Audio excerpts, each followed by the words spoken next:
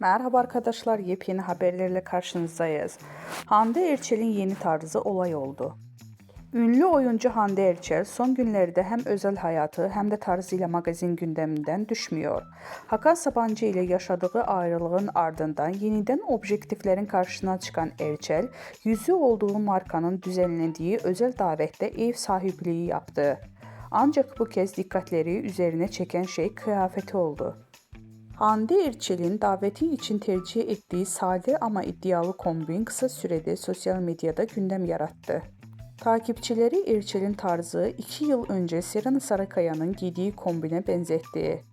Kimi kullanıcılar ilham almak normal derken kimileri tam kopyalamış ifadelerini kullandı. İki ünlünün ismi stil benzerliği magazin sayfasında da geniş yankı bulundu.